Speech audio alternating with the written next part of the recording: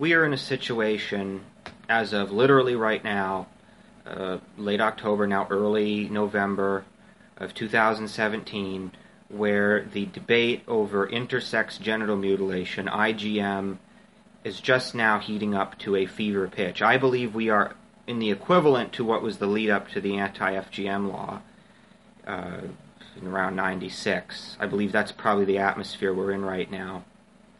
And I gotta say, as much as I am glad for them, it is kind of soul-crushingly depressing that we will have dealt with and banned female circumcision, female genital mutilation, potentially affecting 49% of the population. We are now, we are on the cusp of banning IGM, which in theory affects maybe 1.7% of the population. And the other 49% of the population is going to be totally ignored. 3,000 infant boys are still going to be being genitally mutilated every single day in this country. It's kind of crushing. And I gotta say, I am debating whether or not this could be another loaded gun in the Intactivist arsenal. I am seriously debating whether it would be useful to start counter-signaling the anti-IGM movement as a sort of loaded gun and say, if the organizations don't start caring about this issue, we are going to thwart your issue at every turn. I am just so battle-damaged and battle-scarred by society on the debate over circumcision that I am just not above taking hostages in this fight. I am not above employing human shields.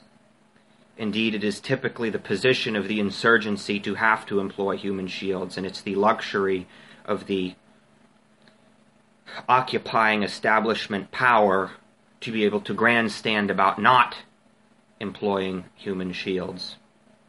Let me explain. Okay, let me start by saying, first of all, I am totally sympathetic to victims of intersex genital mutilation. I mean, oh my word, they are the victims of the same disgusting attitude on the parts of doctors, even down to the same phrases where, a majority of these people love their genital mutilations. This is just a disgruntled minority. It's just so disgusting. It's so disgusting. I identify so much with these people on the individual level. I mean, just take this recent example on the Bonobo 3D channel. This recent video that was put out. Keep in mind the technical details of this case. This was an XY individual with XY chromosomes with formed testicles and a penis, apparently a deformed penis, who they castrated and turned into a girl. That, to me, is like the takeaway of the story. I mean, oh my God, how is this any different from what John Money did to David Reimer? I sympathize with the individuals. It's the organizations that I'm kind of really disgusted with, right? A lot of the LGBT organizations, Human Rights Watch, and it's not like ooh, maybe these people are about to turn kind and start reciprocating on the issue of male genital mutilation. No, they're not. They're not going to care about it. They've had decades to deal with it. The mainline LGBT organizations, Human Rights Watch, in the case of the ACLU, they actively worked against us during the 2011 San Francisco circumcision ban. And also feminist organizations sort of seem to feel some pull toward the issue, toward the feminine aspect of the issue, which, to me, it also there's also a sort of thing that's not present in the debate that is sort of highlighted by this, which is the case of boys with hypospadias. These, to me, are conceptually and anatomically simply on the spectrum of intersex. Right? Their penises and their foreskins did not, on the genital tubercle, it did not fuse all the way up the shaft to form the penile raphe. This, to me, is just another form of intersex. and it sort of belies a very subtle but very present sort of sexism in the entire debate, where nobody wants to deal with the male aspect of the genital mutilation at all. I actually kind of think that the anti-IGM organizations are kind of making a mistake in painting themselves as sort of a new orientation, a new identity, a new explicitly LGBT cause. I actually gave what I think was the most precise and accurate defense of the anti-IGM position in one of my previous videos, which was basically,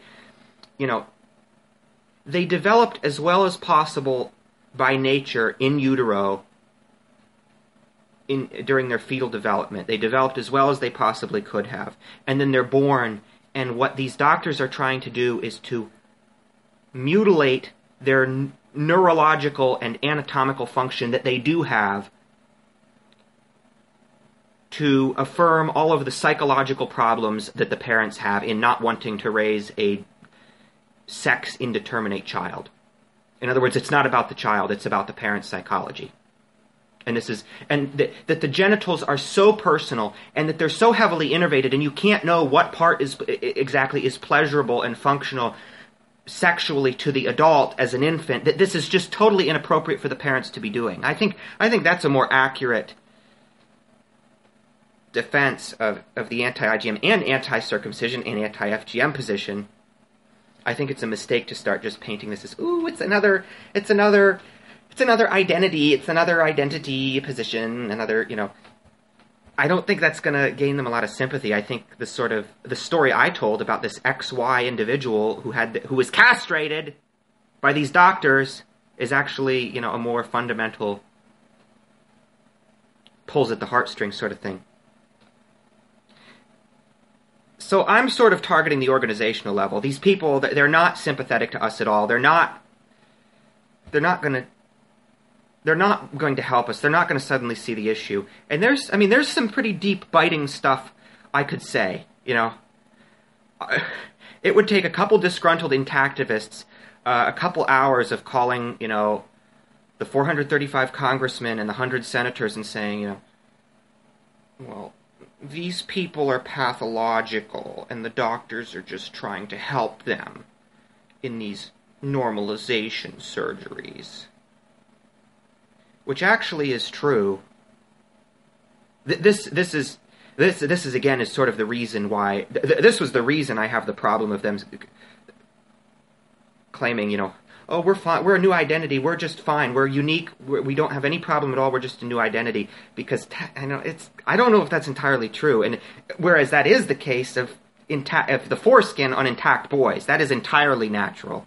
It may in fact be the more moral position to sort of hit the brakes and say, whoa, we're not letting this go through until we start talking about male circumcision too. I did the math. 50% of boys are circumcised, which accounts for a little over 1 million circumcisions a year. So 2 million boys are born a year. 4 million people are born a year in this country. 1.7% of 4 million is 68,000. So that puts it at about, if you consider about 3,000 boys a day are circumcised, that means that within about 23 days, the total number of boys circumcised and genitally mutilated exceeds the total number of intersex people born in this country in a given year.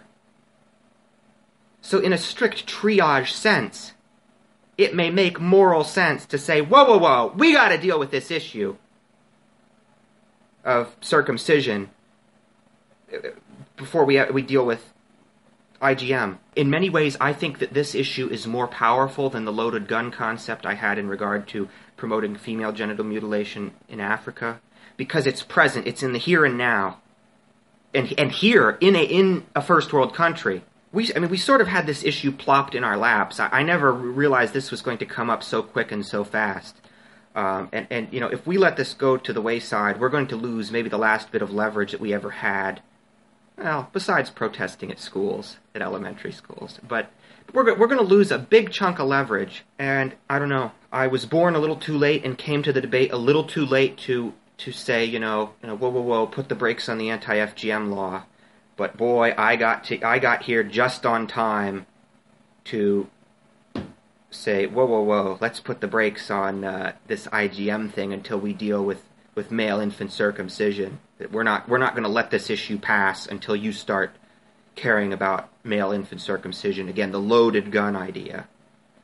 The couple nuclear weapons that we have in the Intactivist arsenal. And by the way, I don't consider school protests and church protests, I don't think that's technically a nuclear weapon. That's sort of, I still consider that to sort of be basic bitch. This is sort of a nuclear weapon. And I don't know, I'm still theorizing. I'm not promoting this, I'm just putting it out there as a possibility. So tell me what you guys think. I don't know. I mean, shit. We'll have banned FGM, banned IgM, and 3,000 boys a day in this country will still be being blade raped and genitally mutilated. It doesn't sit right with me. So, tell me what you think. I don't know. Tell me what you think in the comments section. Take care. Bye-bye.